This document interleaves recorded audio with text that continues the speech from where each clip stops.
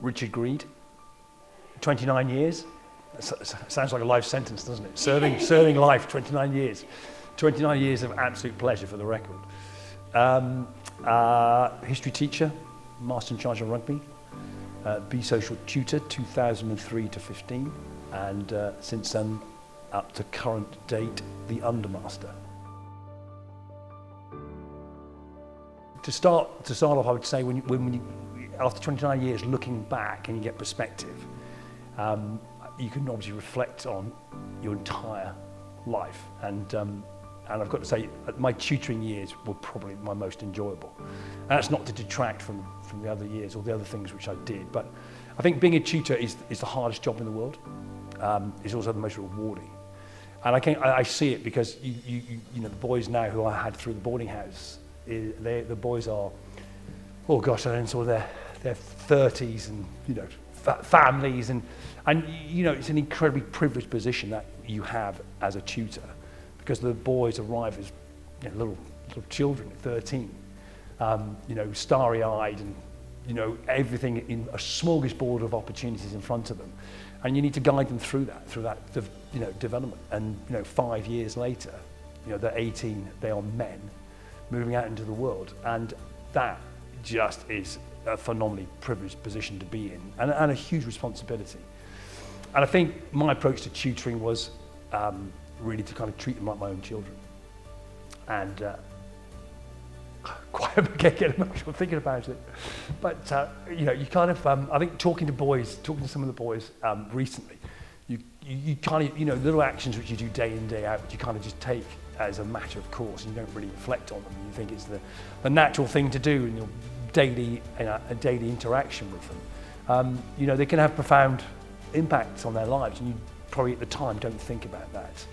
And that's why it comes with a heavy responsibility. And I do strongly believe that you know, to be a good housemaster, you've got to spend a lot of time with the boys. You've got to know them, just like you would with your own children. And I probably need to apologise to our child, William, who came to Radley, because I probably didn't spend enough time with him because I was too distracted with the boys in the boarding house. But I think it's very rewarding, it's hard work. And I also enjoyed the relationship you have with parents. I think it's important that, you know, gone were the days when I certainly at the time, I had some experienced colleagues in the boarding house who, when they ran their boarding houses, you know, it was sort of, you know, you kind of shut the door on a Saturday night and let the boys get on with it. That's certainly not tutoring in the modern era. And you know, we spent a lot of time in our kitchen with the boys, suppers and a couple of beers, blowing the froth off a cold one, as we would say, and perhaps one or two late nights as well. And it's those moments you spend with them, which I think, you know, away from the classroom, you know, and you know, those kind of personal moments is when you start to bond and develop relationships. Mr. Green!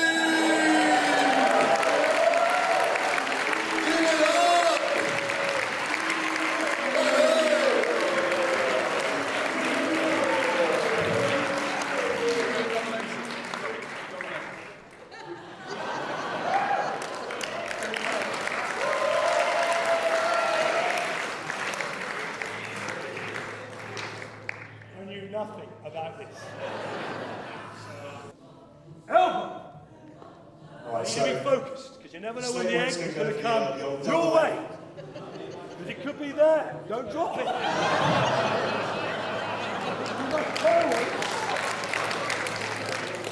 Stay. So this is the game we like to play called Lime or Egg. It essentially involves chucking several limes around the kitchen with an egg next to it. Stand up. That's messy. Can you hold that egg up to the audience? Show that's the real egg. Is it hard boiled? No, it's not. Give me assistance.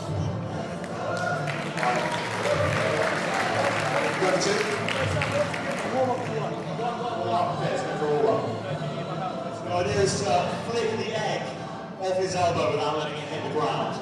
It's pretty good at the one. Come on!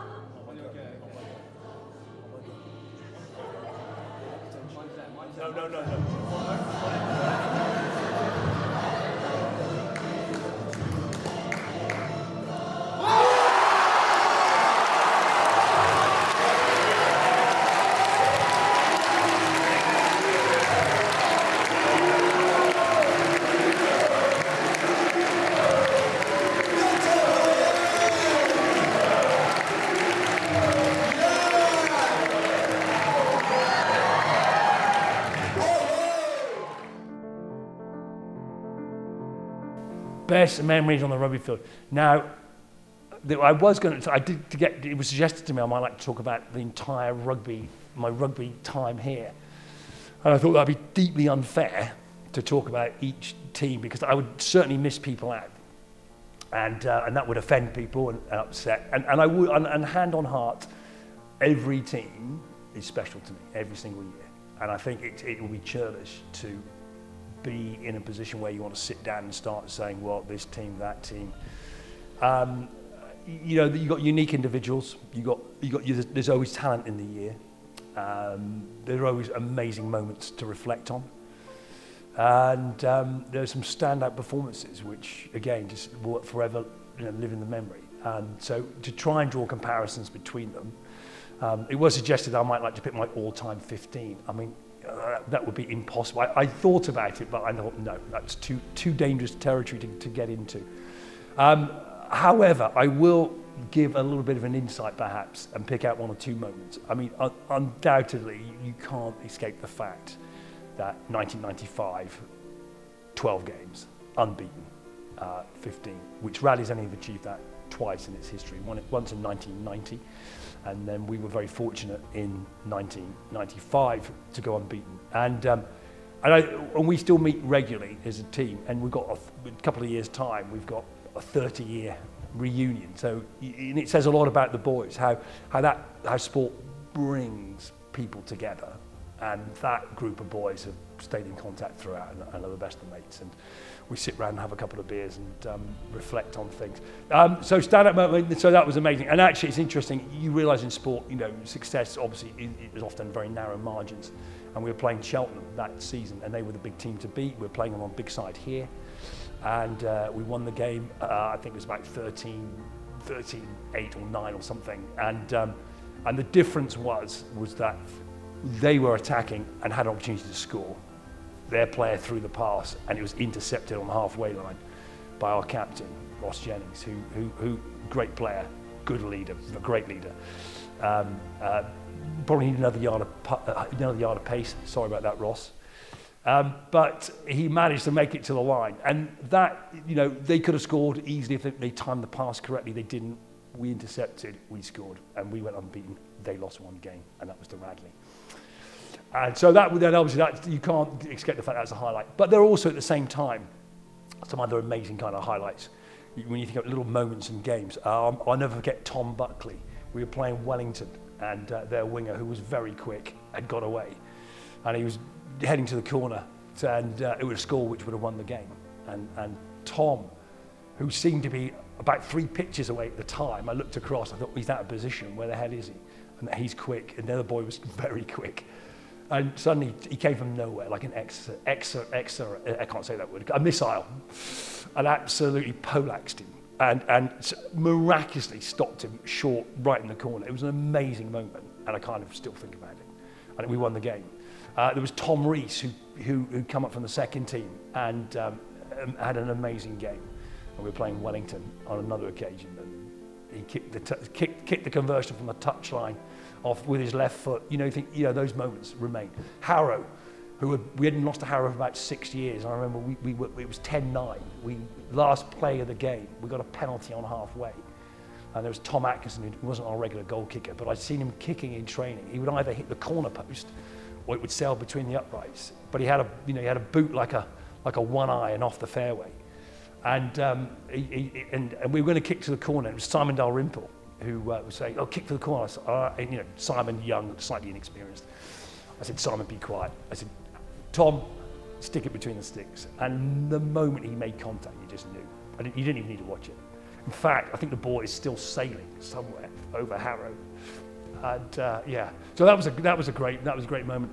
And there was another miraculous game when we were 33 points to 12 down with 8 minutes to go.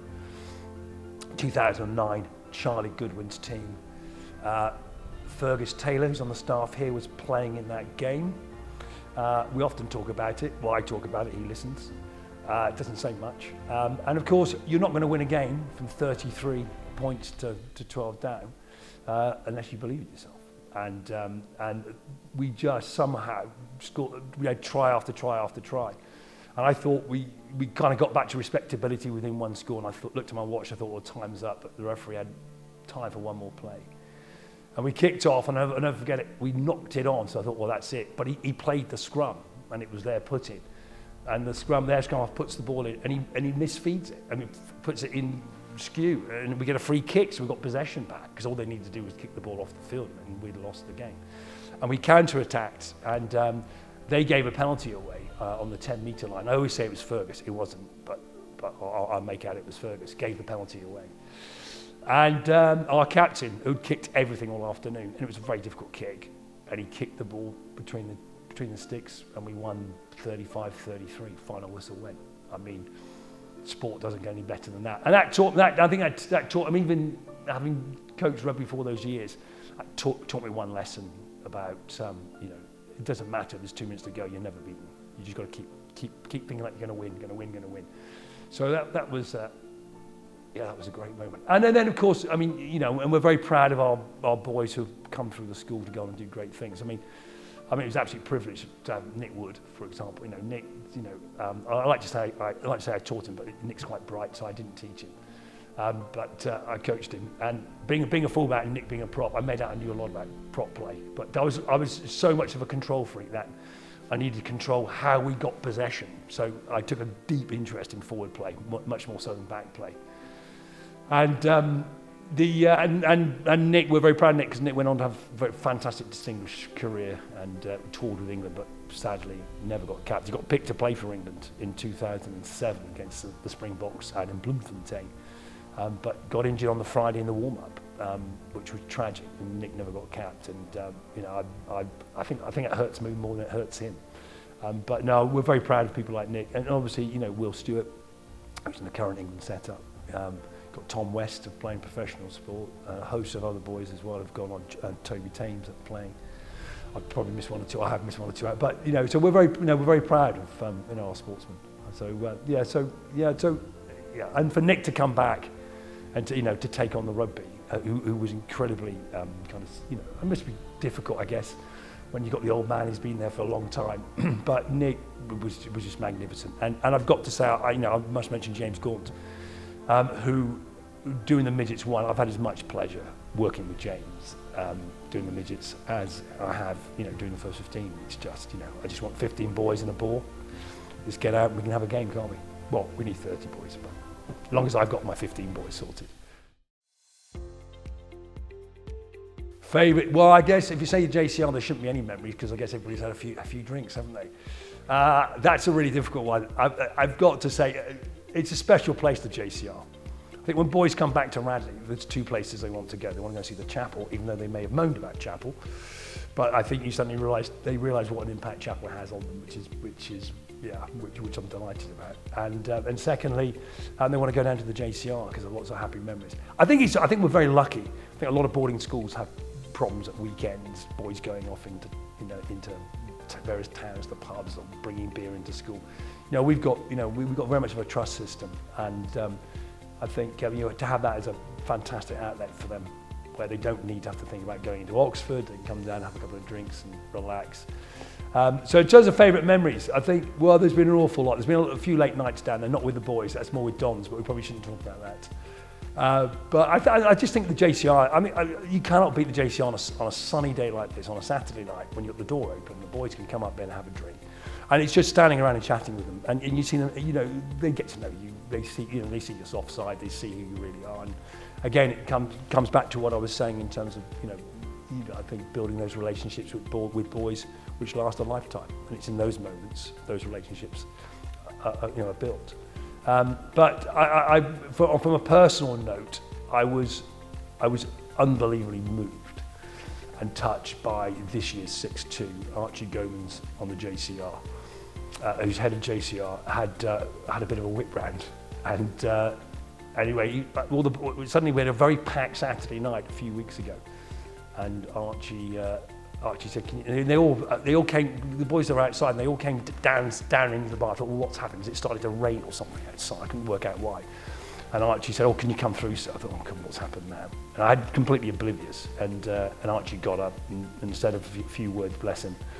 And yeah, they'd had a whip round, and gave me a very lovely bottle of champagne or two. So, and I was really deeply moved by that, really deeply moved. And then with a bit of a sing-song. And I had no option, of course, but to then give them a couple of free beers on the house, which I think it was probably a bit of a ruse, actually, to get some free beer out of me and to keep the JCR open for a bit longer. So, so that was a fantastic memory, actually, and I was really, really, really touched by what the boys had done, actually. Yeah, really touched. I would call you up every Sunday night, and we both would say yeah, as we sang, here we go again. And the times goes by, I will always be. There are none I can share. Funny stories. There's a whole host of moments, but and probably if there's one funny story I should share, I say I should share. But it's well known. But I guess as we're on camera, it's one of those things probably we don't want to lose. And I'll go back to 1995 when we were on tour to South Africa, and we went to Oudtshoorn, which is, as you well know, the ostrich capital of the world, and where you can ride ostriches. And I thought this was a great idea. This is long before health and safety.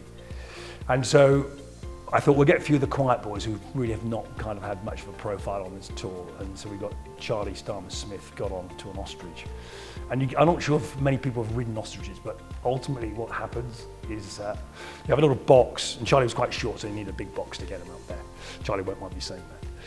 And but it's like sitting on a large turkey. Again, I don't suppose many people sat on large turkeys, but you kind of lift the wings up and you slide onto this ostrich.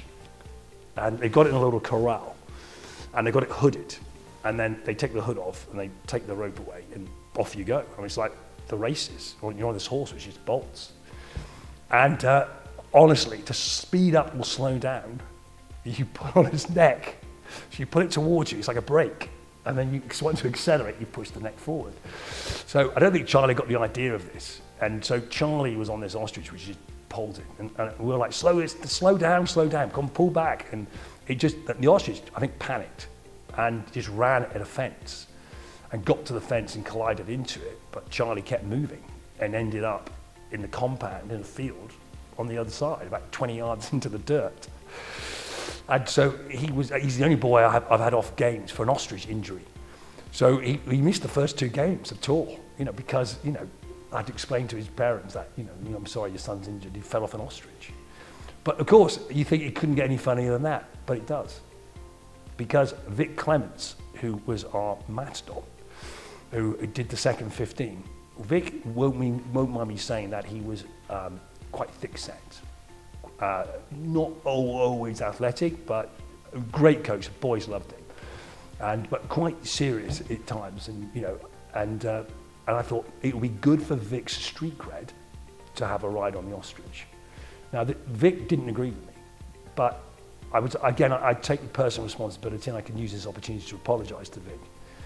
But I did get a bit of a chant going with the boys in the stand of Vic, and we broke down his resistance. And Vic, I will say he's a grown man, so he did make his own decision to get on the ostrich. So that's my disclaimer.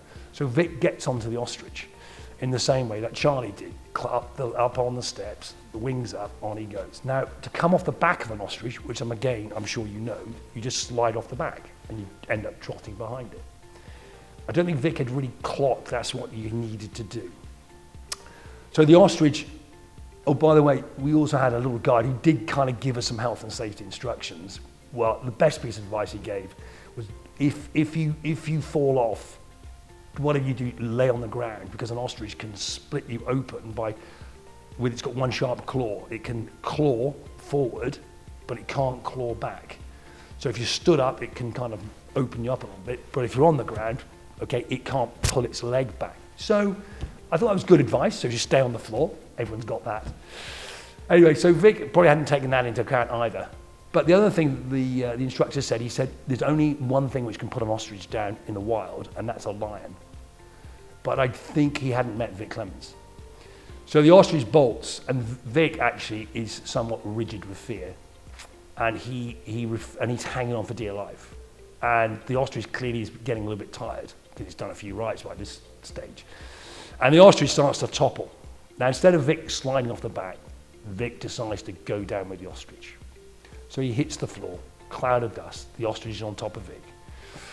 Now, in hindsight, I look back at it and I think it was probably cruel of us to be laughing so loudly, but we were laughing so hard. And as the laughter kind of died down after 3 or 4 minutes, but the dust dissipated, there was Vic just groaning in great pain, saying, my ribs, my ribs, my ribs. And Vic, bless him, had broken 3 ribs. So poor Vic had to, that was the end of his South African journey because we had to put him on a plane a couple of days later and fly him back to Britain. So he was invalided off the tour. So I guess in terms of funny moments, I think that'd be hard to beat. So I'm glad I've been able to get those on the record because I'd hate for those stories to die in the dust after I've long gone.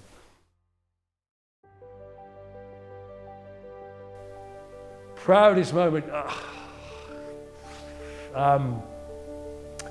Well, I guess if I was going to be a little bit cheesy, I would probably say the day I got offered the job, and probably bookend that with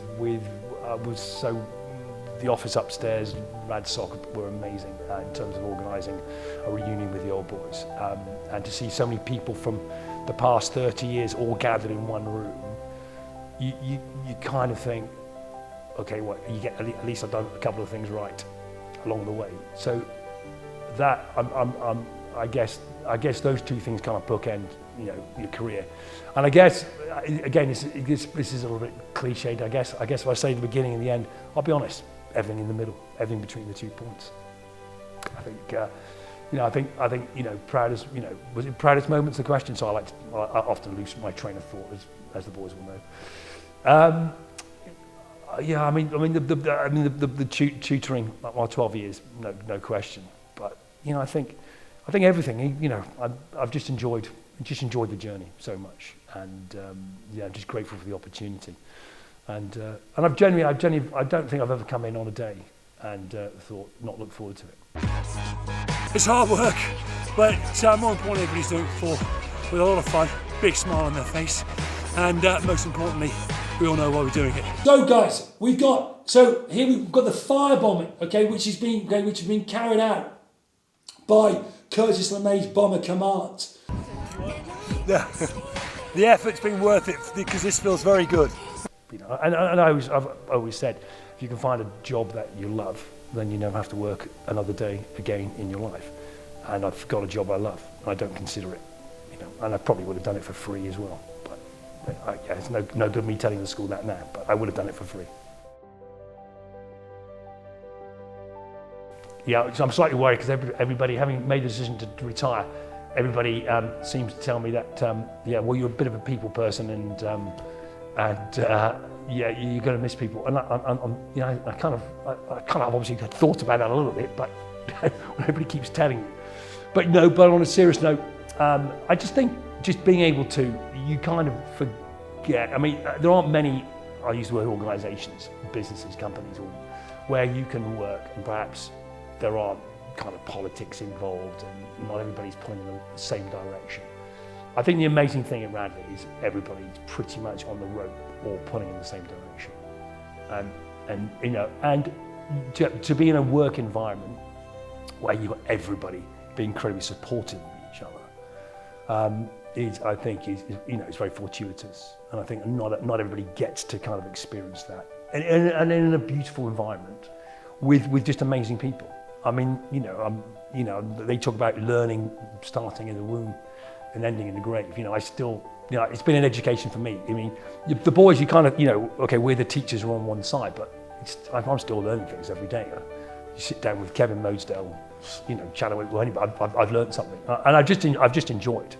And I think, you know, I know where probably my strengths are and where my weaknesses are. And the great thing in a place like this, you can always go and find the answer to people. You know, asking people to find the answer. So, you know, I think just the quality of people. I mean, I've got a lot of great friends here, and you know, a lot of very happy relationships with people. I guess, you know, I wouldn't see so much of that on a daily basis. You know, being able to drop into the office next door, for example, in admissions and pinch a chocolate. So I think they just put them there to get me to go in there. You know, I think, but I've noticed they stopped putting them in there. So I think I've got the message that I've overspent my welcome. So maybe it's a good time to leave. So I think the people, and of course, you know, not only just colleagues, but the boys. Yeah, I mean, that's what it's all about, isn't it? Nothing more to say.